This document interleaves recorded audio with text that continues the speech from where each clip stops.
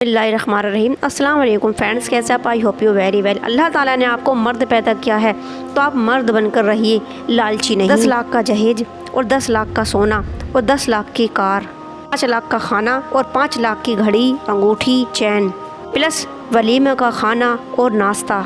क्योंकि वो एक लड़की थी इसलिए अपने बाप से हर चीज़ की फरमाइश नहीं किया करती थी कि पहले उसकी शादी का खर्चा और फिर जहेज बनाने में उसके बाप की सारी ज़िंदगी की कमाई लुट जाना। और फिर मंगनी हो जाती है तो लड़के वाले आने जाने लगते हैं और मेहमान नवाजी कराते कराते उसकी माँ थक चुकी होती है, भी वो माँ मुस्कुराती है, चेहरे पर मुस्कुराहट सजाए रखती है जिससे कोई उसके दर्द को पहचान न ले। उनको अपने हाथों से प्यारे प्यारे खाने बनाकर खिलाती है और उनको खुश करती रहती है। कभी जिठानी, कभी चाची, कभी ताई, कभी मामी, कभी सास, सभी रिश्ते अलग अलग अहमियत रखते हैं।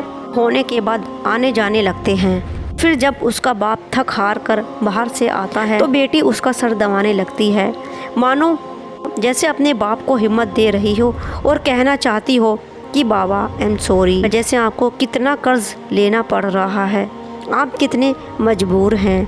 की तारीख फिक्स हो चुकी है। शादी की तारीख फिक्स करना मानो जैसे एक त्योहार बन चुका हो। लड़की वालों को पता ही नहीं होता कि कितने लोग आएंगे। खाने पीने के अलावा सबके लिए कपड़े खरीद कर रखना, चाहे 5 लोग आए या फिर 50। फिर बारात पर लड़की के बाप को 10 बंदे घेर कर ये सवाल करते हैं, रात में कितने बंदे लाएं? तो क्या बोलेगा वो कि 100। कितने बंदे आएंगे?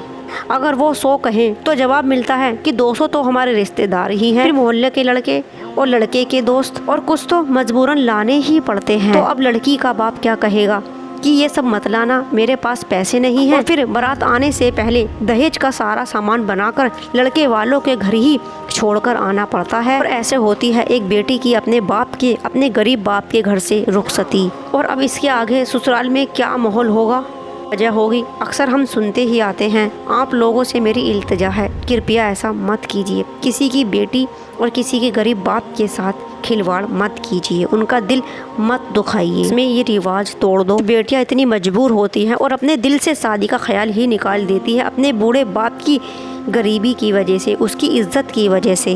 लड़के अपने लिए निकाह करके सादगी से लाकर तो देखें और अपनी बेटियों को भी सादगी से यूँ रुखसत करके तो देखिए, कितना सुकून मिलेगा। आने वाली नस्लों की ज़िंदगी भी बन जाएगी। अपनी होने वाली बेटी पर भी तरस खाइए, क्योंकि जहेज जैसे तुम खुलकर मांगते हो वैसे ही तुमसे कोई खुलकर मांगेगा। वो काम नहर बनते वक्त कैसे मुंह बंद हो जाता है, 2 जहेज लेने के वक्त डिमांड करते हैं, अमीर हो जाते हैं और मेहर देने के नाम पर गरीब हो जाते हैं। ये कहाँ के लोग हैं जो अपनी बेटी पर ही तरस नहीं खाते, सोचते जो आज हम दूसरों की बेटी के साथ कर रहे हैं कल वो हमारे साथ भी होगा। इंसान भूल जाते हैं लेकिन वक्त नहीं भूलता, वक्त घूमकर ज़रूर आता है।